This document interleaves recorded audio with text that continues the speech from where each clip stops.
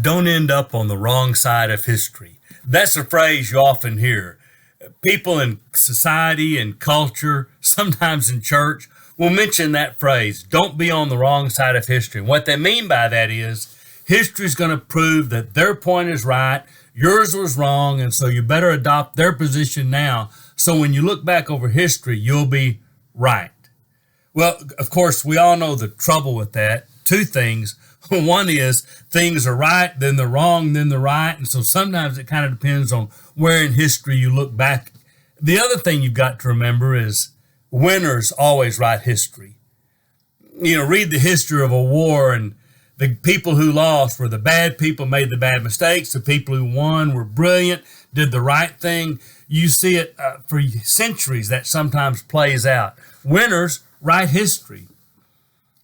So sometimes when I talk to Christians, I remind them that when culture is screaming at us, you're on the wrong side of history, they're incorrect.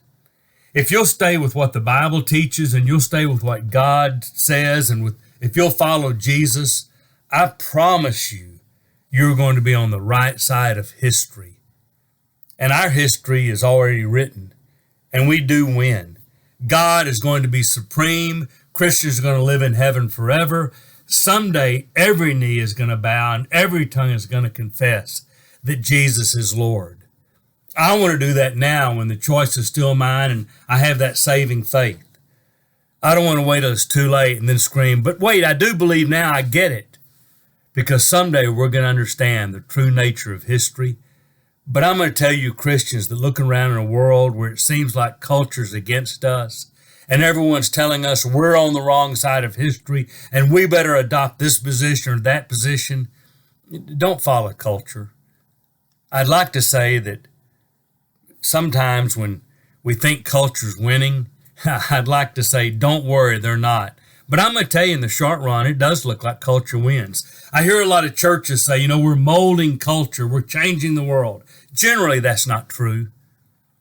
Rarely do you ever at any time in history see any country, any culture that said, hey, we're all starting to follow Jesus. We're going to change this or we're going to change that. What typically happens is church follows culture and then tries to explain how they're okay and this is what God always wanted anyway. Don't fall into that trap. Trust me, Christians. Stick with truth, and I think you find that in Scripture. Stick with Jesus. Be faithful to God. And you are going to be on the right side of history. 1,000 times 1,000 years from now, and we'll only have started.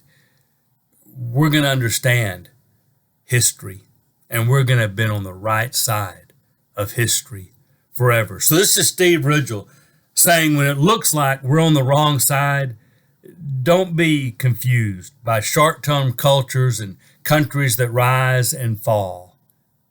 Trust in the one that's going to win and last forever, and you will be on the right side of history. And winners do write history, and ours is already written.